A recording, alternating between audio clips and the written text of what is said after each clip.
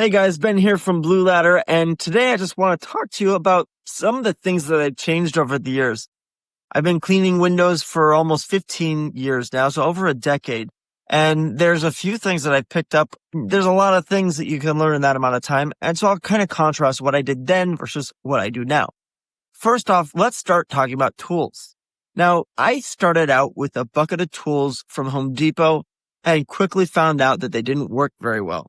Didn't take me long to figure out that number one, I really needed some good quality towels, not the microfiber things that you get from Home Depot, Lowe's, or Walmart.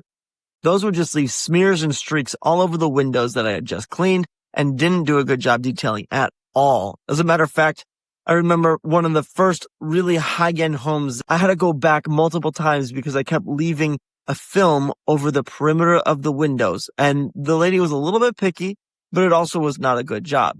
So I had to eventually find out that surgical rags actually worked a lot better. Fast forward to today, I actually prefer using the zero fish scale towels. I also like the squeegee life towels that are the bright orange, but the zero towels that are blue are my favorite because, Blue Ladder, I want everything to match, right? Surgical towels work great too. They just don't last as long for me. So that's why I typically will use the cheap generic microfiber rags to wipe down tracks and sills, but then for detailing the actual glass, I'll use a high-end fish scale towel. The next thing was traditional window cleaning tools.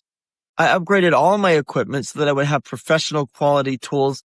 Let me tell you, the Home Depot squeegees are trash. The rubber in them, the channels on them, nothing is good about them. The handles can be okay, but might as well just go ahead and get something all brand new from windowcleaner.com. Once I had been cleaning windows for a few years, I was starting to max out my schedule and I either needed to hire somebody or get some better equipment. And that's when I learned about the water-fed poles. I was a little bit hesitant at first, but I quickly found that when I did pull the trigger, a lot of the naysayers were very inexperienced or ignorant at best. Meanwhile, I was able to go almost twice as fast on recurring exterior window cleaning jobs. I still had to use traditional tools for first-time cleans, especially if they had some type of a screen haze or really dirty windows that just needed some more TLC. So then I would get out the steel wool and go to town. But for the rest of the jobs, whenever I had already serviced a customer, which after 3 or 4 years, a lot of your customers will have been done in the past. And so they're a lot easier to clean and the water fed pole will make it like butter. And so just like that, I increased my bottom line. 1 week of work where I might have been able to work for 40 hours. It was as if I had done 50 or 60 hours instead. So it increased my profitability by at least 30%. On top of that, when I did begin to hire employees, I found it was much easier to train somebody who was new how to use a water-fed pole, and they would be productive from day one without me having to hover over their shoulder or wait for them to become skilled with the squeegee. I could get somebody going right away. Now let's talk about the admin stuff, the operations, the way you keep track of your customers. Number one, I didn't even keep track of the email addresses of the new customers. I was lucky if I happened to be able to read my chicken scratches on the notebook, where I might have had to pull off to the side of the highway and take down notes really quick after the customer had called me. So there's a few things that I changed. Number one, I started using a CRM instead of a notebook. Back then, I didn't even know what CRM stood for. Still struggle with it today, even though it's so simple. But today, I have Jobber, and it works fantastic for scheduling, for invoicing, all your customers' needs. It's the great hub for communicating and managing those customers from day in to day out and making sure that you have the history of work that you've done for each one that you can refer to in the future. I also added online automations, tools like ResponsiBid that helps you to create bids online or over the phone through some basic questions. I started changing from counting every window to simply creating a price based on the square footage of a house. While it's not always extremely precise, it can be averaged out over the long term to be more profitable than any other method. Not to mention, you can close way more jobs over the phone with just a few small pieces of information, which streamlines everything, makes the quoting process really simple, and the customers are able to book within a moment's notice. Now, here's another story for you. When I was hanging Christmas lights back, 7 or 8 years ago, I had been working solo, doing as much work as I could. And Christmas light season gets very busy for anybody who's been doing it for more than a couple of seasons.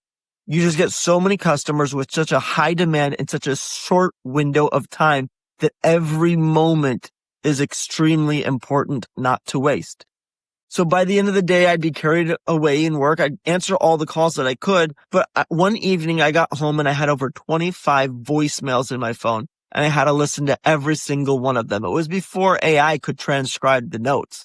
And so I had to listen to each one, take notes, and then hope I could call them back and get a hold of them before it was too late and they already booked with somebody else. Now, the other problem with this is I wouldn't be getting home until 8 or 9 o'clock at night, which is already too late to give them a call back. Needless to say, I left thousands of dollars on the table by not being able to answer every phone call. Day one, when I moved to Texas, I set up an automated system with responsive bid for bidding.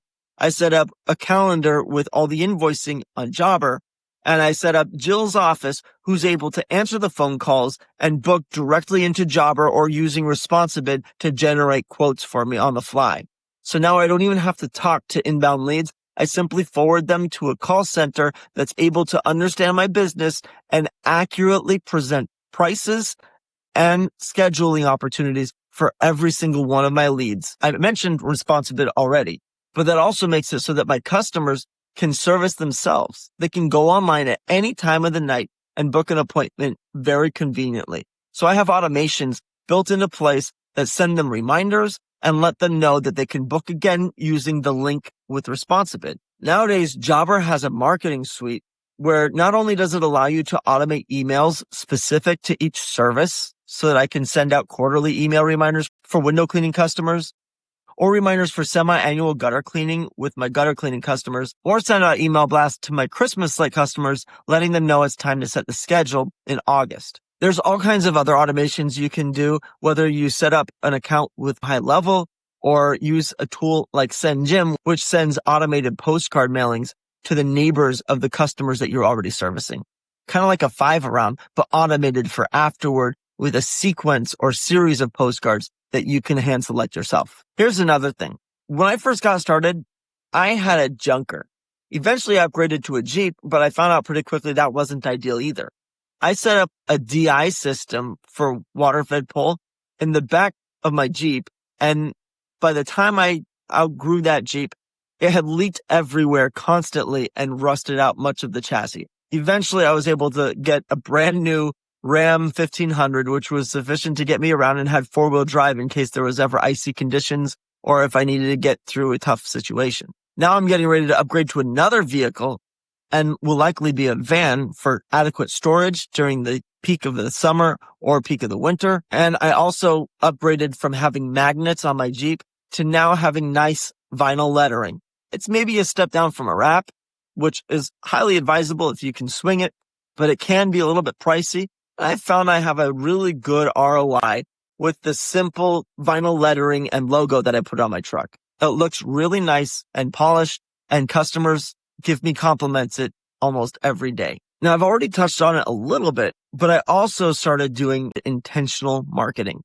When I first began, I would put bandit signs everywhere, and that was kind of what my main bread and butter was when it came to getting new customers. And that worked in that location, but when I changed to Texas, those yard signs wouldn't stay up for more than an hour or two. I'd be shocked if I could see them 2 days after I had put them out, which honestly happened very rarely. I started learning more about postcards and marketing in general, specifically direct marketing, with the advice of guys like Dan Kennedy and Donald Miller. If you haven't already read any of their books, you need to look into them if you have your own service business, because that's what will make the difference on you being able to grow and scale your business. Nowadays, automations are becoming much easier to do with the different technology available out there. My favorite thing about Jobber in particular is that they are staying current with the days and times. Every time there's a big breakthrough with technology, Jobber's right behind with an improvement to their software. They've even been able to set up online bookings with an AI voice bot so that somebody can call the number and book an appointment. Now, while it's not necessarily the finished work yet, it's still technically in beta. The other thing that I've learned is to track everything.